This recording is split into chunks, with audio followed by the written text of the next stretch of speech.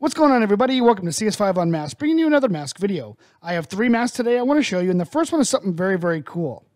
Now, this is a subscriber-suggested mask from a man, Undead Survivor. Now, he wanted me to make something very unique and special, so I asked him to do an illustration and send it to me, and this is what he came up with. Now, based on his illustration, he wanted more of a post-apocalyptic, kind of Walking Dead style mask, and this is what we came up with.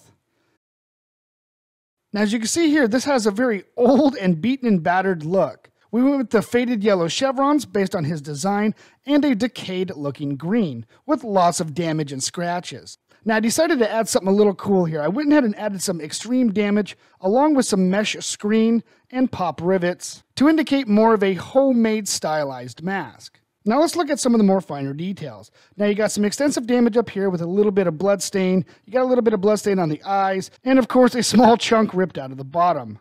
Maybe a zombie took a bite out of him or something.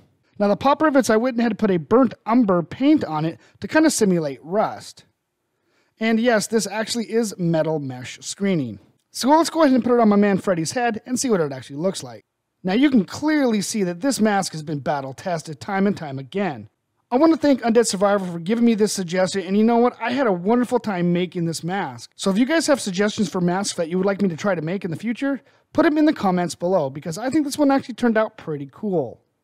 Alright, now the next mask here is one of my ultimate favorite masks to make, the good old Savini mask. Now I've made, 15 or so of these particular masks, and every single time I get a kick out of it because it's just a cool looking mask. Now I know that it's just a simple, darkened mask, big old chunk ripped out and a lot of damage here and the big old claw marks on the side.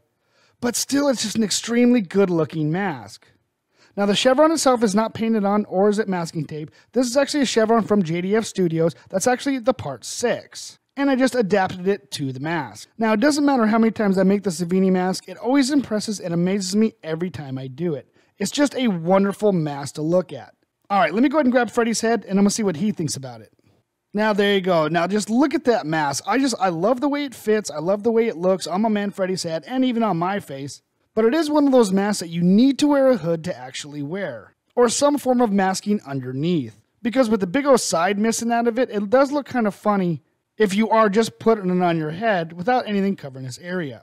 So I think Freddy actually approves of this particular mask. It is a cool, simple, and badass looking mask.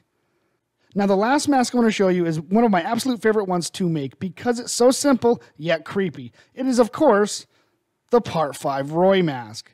Now I really actually love this one because this is the first time I actually used, authentic JDF Studio chevrons for the Part 5. Now these are pretty movie accurate as far as its color. Now I went and digied it up just a little bit just to kind of give it that creepy Friday the 13th vibe. Now the wonderful thing about making the Part 5 mask is I make them different every single time. So I never have the exact same one. And so it's always a treat to make one of these Part 5s.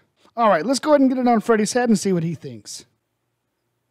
Now I do think Freddy approves. Now the Part 5 always looks good, no matter if you're wearing a hood or not.